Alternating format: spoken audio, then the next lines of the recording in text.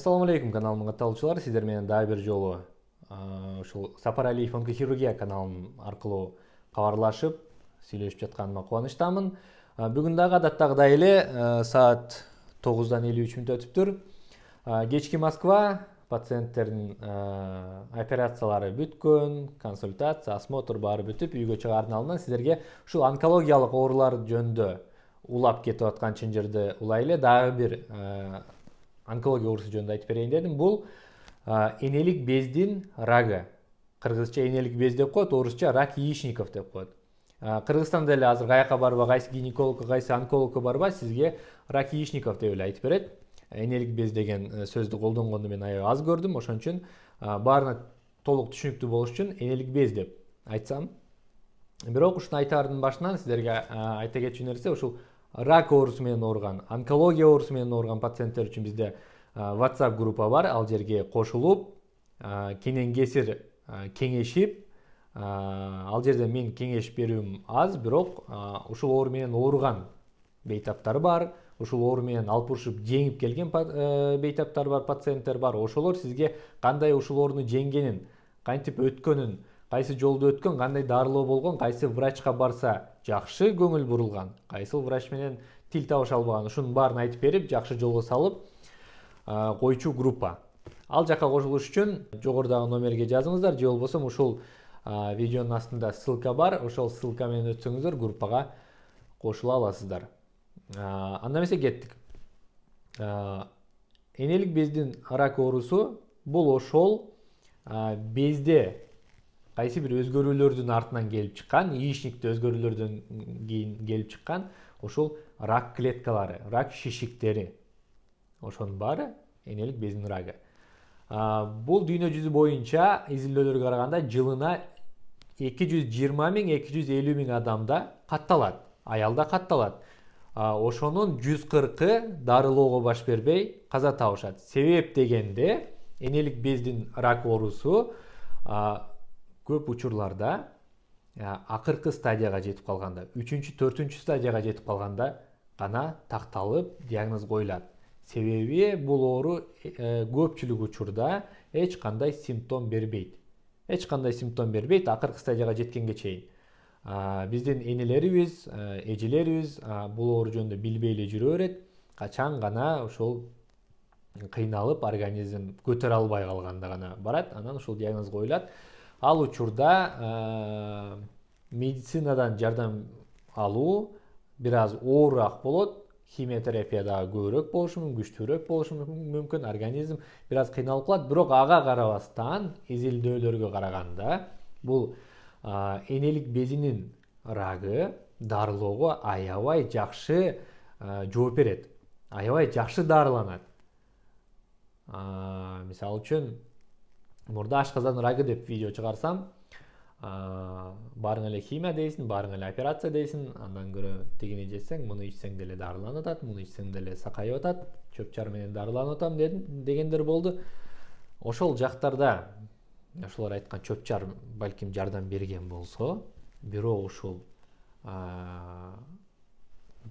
жатындын безиндеги, энелик бездеги рактын 3-4 стадиясына жеткен учурда ошол айткан чөп-чарлар жардам бербей калышы мүмкүн. Ошол учурда гана химия менен операция гана толук жардам берет. Эми сиздерге бул оорунун себептерин айтып берейин. Эң биринчи себеп, дүйнө жүзү боюнча эң изилденген, эң такталган себептердин бири рак оорусунун, ушул энелик бездин рак оорусунун пайда болуунун 10%-ын ээлеген бул тукум кууттук. Тукум кууттуктан келген бул мутация БРК1, БРК2 деген мутация. Муну кандан алып, лабораториядан текшертсе болот. Бул мутация барбы жокпу? Эгерде сиздин энеңиз же туугандарыңыздан башкалар көкүрөк безинин рагы же ушул энелик безинин рагы менен ооруган болсо, ушул мутацияны сиз дагы текшертип койсоңуз, эгерде бар болсо, анда сизде ушул рак пайда болуп калуунун пайызы көбөйүп кетет, 30%-га чейин көбөйүп кетет. Андан кийинки мындай бир толук такталбаган маалыматтар менен болгон себептер бул ашыкча салмактуулук, эч качан төрөбөгөн аялдар, гормоналдык дарыларды ичип жүргөн аялдар, гормоналдык оорулар менен ооруган аялдар, ага кошо эле ошол энелик безде ар дайым киста пайда болуп, киста яичников деп коет. Киста УЗИге түшсө киста чыга берет, бир чоңоет, бир кичирейет. Ошол көпкө чейин жүрүп, изилденбей жүрүп, кайсы бир учурда ошол кистанын ичине папиллома пайда болуп, папиллярный разрастание деп коет. Орусча УЗИден караганда, башкадан караганда папиллярный разрастание деген эмне? Мындай жалпак тил менен айтканда биздин колдун үстүнө сөл чыгат. Бородавка чыгат, папилломалар чыгып алат денеге. Вот ошондой эле нерсе ошол кистанын ичине дагы чыгып алат. Ошол кистанын ичине чыгып, ошол бездин ичине чыгып, ошол өзгөрүп барып, ошол шишикти, кистаны акыры залалдуу кылат. Рак клеткасына айлантат. Ошол барып ракка айланат. Анан биз кантип муну андай билебиз, диагностика кылабыз, каяктан билебиз? Бул деген ушул изилдөөлөргө караганда 43 жаштагы эң ушул орто эсеп менен алганда 43 жаштагы аялдар да пайда болчу нерсе экен. Ага чейинки пайда болгондор жогоруда айткандай мутациянын артынан 30 жашта 35-те дагы пайда болуп калышы мүмкүн. Бирок көпчүлүк учурда ушул 43 жаштан баштап аялдарда ушул рак оорусу, рак яичников күчөп баштайт экен. Ошол убактан баштап сиз постоянно гинекологдун алдында көңүлүндө болушуңуз керек. Бул учурда гинекологко келгенде сиз жылына бир жолу жок дегенде келип, мазок тапшырып, УЗИге түшүп, текшерилип, ушул гинекологический обследованиялардын баарын өтүп, анан баары жакшы болсо үйгө кетесиз. Кийинки жылы дагы ошону кайталайсыз. Бул сиз үчүн сактыкты алып келет. Анан биринчи баштапкы стадияларында кантип билебиз? Ошол постоянно наблюдениеде жүрүп, гинекологко келип, жөн эле сактык үчүн эле келип жүрүп, УЗИден түшсөңүз, киста чыкты. Анан кистага чыккандан кийин эле анын ичинде ошол түшүнүксүз өсүп алган нерселер бар дейт да. Ошол папиллярный разрастание, же болбосо кистозно-солидный структура деп коет. Мурда жөн эле киста деп жазып жүргөн болсо, уже кистозно-солидный структура деп коет. Вот ошондой жазуулар менен заключение бере баштайт. Ошол заключение бергенден баштап биз барып онкомаркер дегенди тапшырабыз. Онкомаркер эң мындай бир көп колдончу ошол рак яичниковдогу бул ESA 125. ESA 125. Же болбосо дагы бирөө бар HE4 деген. Же болбосо ESA 199 деген. Мунун арасынан эң мындай бир главный бул ESA 125. Ошонун тапшыргандан кийин ал дагы көтөрүлүп кеткенин көрөбүз. Эгерде ал көтөрүлүп кетип, шишик дагы кайсы бир деңгээлде ошол кистозно-солидный болуп калса, анда бизде подозрение на рак яичников, подозрение на опухоль болот. Дагы бир себептердин бири бул ошол бездин проекциясында иштин ылдый жагында оорунун пайда болуусу. Ал оору бир ооруп бир кое берип, ушундай бир сизде кыжалат кылышы мүмкүн. Жана андан кийинки симптомдордун бири бул уже 3-4 стадияга жетейин деп калган учурда ошол иштин чоңоюп кетүүсү. Ич чоңоюп, иштин мурдагы айткандай суу толо баштайт. Себеп дегенде ошол рак клеткалары ичти жалтырак болуп айланып камтыган брюшина деген нерсе бар. Ошол брюшинаны каптап, ошонун баарына тарап кеткен учурда бизде ацит пайда болот. Суюктук пайда болот ичте. Иштин сары суу толот дейт го. Вот сары суу толгондо ичке суу толуп, ич чоңоюп, анан ошол ичиңизди кармап эки четине мондай кыймылдатып көрсөңүз, ичинде суу айлангандай, шар туруп чулуктагандай сезим калтырышы мүмкүн. Мына ошондо иште шишик бар экенине биз күмөн санашыбыз керек. Толуктап айтсак, ушул сезимдер пайда болду. Сиз барып гинекологко көрүндүңүз, гинеколог УЗИге тартты, УЗИнин результаты боюнча чыкты, яичникте шишик бар деди, кистоздун солидный структура менен деди, же болбосо папиллярдын разрастание менен деди, онкомаркерлерди тапшырсаңыз көтөрүлүп кеткен деди, же болбосо дагы иште суюктук бар деди. Анан көпчүлүк учурда акыркы стадияда болгондо шишик чоңоюп, ичегилерге жармашып, жакынкы органдарды түртүп, кээ бир учурларда ушул бөйрөктөн түшкөн мочеточниктерди дагы кысып, зара кыла албай, ушундай бир же иштен заң чыкпай кыйналган учурларда келет пациенттер. Мына ошонун баары менен диагноз коюлаардын алдынан биз эмне кылабыз?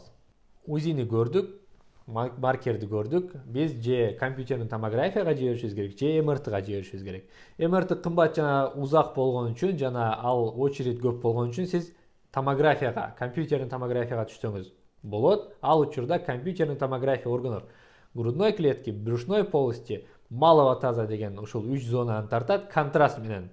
Аны тарткандан кийин результатына карап оперативдик объем тандалат. Буга чейин мен ичегиде же ашказан рагында башында томографияны карап, эгерде ошол лимфоузел бездерге тарап кеткен болсо, башка бездерге, лимфоузелдерге, анда биз химиотерапия беребиз дечүк. Бирок ушул рак яичниковада көпчүлүк учурда кээ бир тарап кеткен убактар эч кандай операцияга каршылык келтирбейт. Эгерде томографияда эч кандай лимфоузелдерге тараган эмес, жөнөкөй эле шишик бар, бирок ушул брюшинага тарап, брюшина деген ушул ички органдарды каптап турган ушул жалтырак челкабак. Ошол челкабактарга тараган, ошонун артынан асцит пайда болгон, ичте суу пайда болгон деп чыга турган болсо, анда биз эмне кылабыз? Биз диагностикалык лапароскопия со срочным гистологическим исследованием деген операция бар. Ал учурда ошол киндиктин үстүнөн 1 сантиметрге жакын участокты кесип, 1,5 сантиметр ал жерден травкар киргизип, анан да 1-2 жерден 1,5 сантиметрден кесип, ошол жерден аппараттарды киргизип, камера менен көрүп, ошол суюктук бар болсо суюктукту алып изилдөөгө жиберип, анан эгерде камера менен көрүп биз чынында эле ал рак клеткаларына подозрение көп болсо, операцияны чоңойтуп, ичти толук ачып, ошол матка, придатки, яичники баарын кесип алып, ага кошо ички май бар, сальник деп коет, большой сальник. Ошону дагы кошо алып, анан операция общий ушул объемдо бүтөт. Рак яичниковдо ушул негизги кылынчу операциялардын 3 жолу бар. Бул первичная циторедукция, полная циторедукция и оптимальная циторедукция деген нерсе бар. Анын арасында кээ бир учурда интервальная циторедукция деген дагы операция бар. Муну түшүндүрсөм, первичная циторедукция бул кимге кылынат? Первичная циторедукция же полная циторедукция бул биринчи ошол диагностикалык лапароскопия менен кирип көргөндө, ошол эч кандай тарабаган, метастаздар жок, ичегилер илбиреп кеткен эмес, операцияга көтөрө турган абалда болсо, анда биз операция кылып, ошол ички органдардагы бар бүт шишиктин баарын алып салганга мүмкүнчүлүк болсо, бул первичная полная циторедукция деген операция болот. Андан кийин интервальная циторедукция деген эмне? Ал деген бул биз биринчи ошол диагностикалык лапароскопия менен кирдик. Биз көрдүк, что азыр операцияны уланта албайбыз, себеби бүт денеге тарап кеткен, кайсы бир деңгээлде ичегилер аябай шишип калган, сезгенип калган. Эгерде операция кылсак, организм азыр көтөрө албай калышы мүмкүн, же болбосо ошол ичегилерди кийин тиккенибизде ал жерлер бошошуп, осложнение бериши мүмкүн деген тыянакка келсек, анда биз ошол пациенттин шишиктеринен биопсия алып, гистологияга жиберип, өзүн пациентти жок дегенде 3 курс химиотерапия алганын жиберебиз. 3 курс химия алгандан кийин ошол пациенттер кайра бизге келет. Ошол учурда биз кайра ачып интервальный полный циторедукция деген операцияга киришебиз. Эмнеге химияга жиберебиз? Мен өзүм практикамда болгон пациенттер келген, ичи чоңоюп кеткен, өзү арыктап кеткен, суюктук ичинде дагы толуп калган, анан көкүрөктө дагы толуп калган. Ал пациент келгенде биз ичиндеги суюктукту сордуруп алдык, УЗИ жолу менен кирип дренаж коюп, анан көкүрөктөгүнүн да баарын алып салып, анан ошол биз диагностикалык лапароскопияга кириштик. Киришкенде ички органдардын аябай баарына тарап кеткен, ичегилер дагы шишип калган, сальник деген орган бар, ошол сальник болсо катып калган да, мындай цемент деле баягы шагылга аралаштырып күнгө коюп койгондо баягы катып калат го. Ошондой эле катып калган да, баягы ичтеги майчы кыймылдабайт, мурдагыдай кармасаң жумшак эмес, катып калган. Ошондой абалга жетип калганын көргөндө биз азырынча бул пациентке операция кылганга мүмкүн эмес, химияга жиберели деген. 3 химия алып келгенден кийин ал пациент кайра операция кылганыбызда анын ичи ошол яичниктеги шишиктен башка бүт шишиктер жоголуп кеткен. Сальник катуу бойдон калган, бирок башка органдагы шишиктердин баары жоголуп кеткен. Биз ошол учурда ал пациентти жатынды алганбыз, жатын моюнчасын, жатынды, трубаларды, анан ошол яичникти, энелик безди кошо баарын алып салып, анан ошол катып калган сальникти, большой сальникти кошо алып, ал пациенттин лимфоузелдерине эчтеке тараган эмес экен, ошон үчүн лимфоузелдери калды. Тем более 3-4 стадияларда лимфоузелдерге тийгенин кажети жок. Мына ошонун баарын алып салгандан кийин дагы химияга кетти.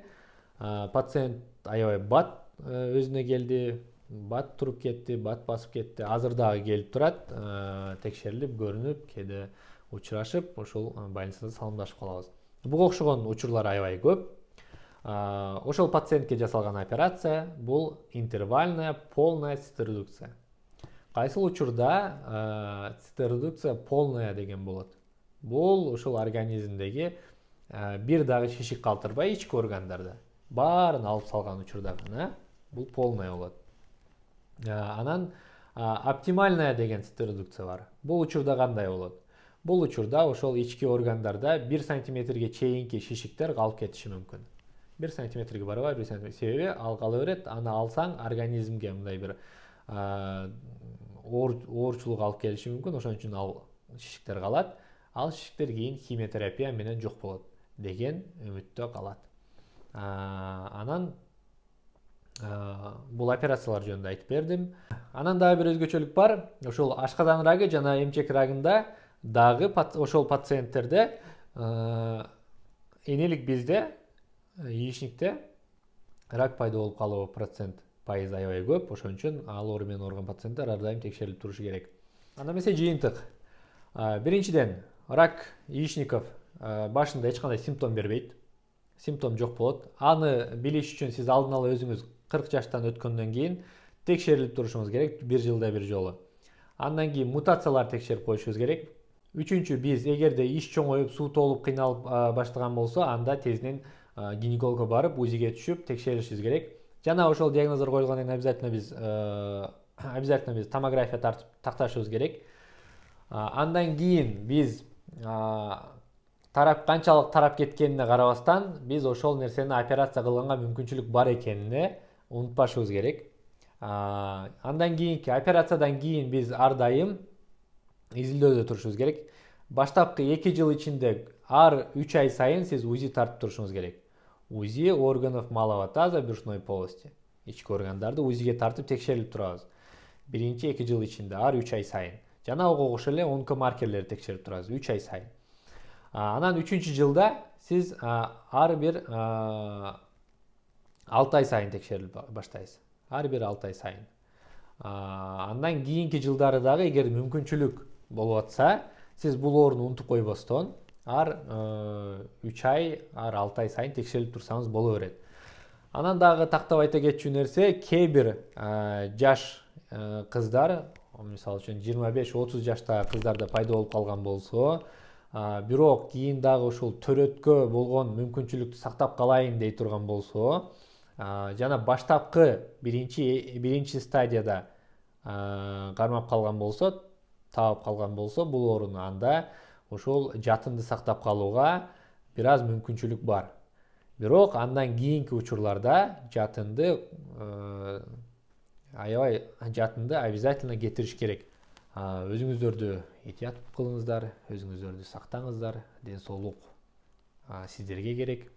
Жана бул видео менен бөлүшүп коюңуздар, лайк, комментарий жазып, подписка кылып койсоңуздар, бул башка ушул оору менен ооругандарга, ушул ооруга кеңеш кажет болгон бейтаптарга чоң жардам болот. Себеп дегенде буга чейинки сиздердин колдогонуңуздар, жакшы комментарийлериңиздер, подпискалар, кеминде ушул калп айтпайын бир 300дөн ашык бейтапка жардам болду окшойт дейм. Себеп дегенде мага WhatsApp'тан жазган кишилер көп. Кээ бирөөнө жардам берип жооп бергенге жетишип атам, кээ бирөөнө жетишпей атам. Себеп дегенде менин бул жерде негизги өзүмдүн жумушум дагы бар, основная работа. Там другие пациенты, там и консультации, приемы бүт баары отдельно да. Алардын ортосунда кээ бир учурда ушул WhatsApp'тан келген же YouTube'тан келген каттарга жооп бергенге аракет кылам. Ал эми выходной күндөрү дагы ушул жумушка келип пациенттер текшерип көрүп кетем. Анан үй бүлө дагы бар, ошолорго дагы көңүл бөлүп, ортосунда сиздерге дагы кеңеш берип, жардам бергенге аракет кылып жатам. Кээ бир учурда ушул онкологияга тиешеси жок, жөн эле сезгенүү ооруларында дагы мага кайрылып калышып атат. Аларга эми кечиресиздер, колдон келген жардам берип атам. Жетишпей калган учурларда, жооп берилбей калса капа болбойсуздар. Себеп дегенде сезгенүү оорусу бул жеңил эле, аны дарылаган врачтар көп, билген врачтар көп. Бул онкологияны, ракты билген врачтар аз болгон үчүн, кеңеш берген врачтар аз болгон үчүн биринчи очередте ушул рак оорусу менен ооруган пациенттерге кеңеш бергенге аракет кылып атам. Сиздер менен мен Сапаралиев Алмазбек Мелисбекович болдум. Москвадан саат 11 болду. Үйгө барайын, үй бүлө күтүп калды. Сак саламатта болуңуздар.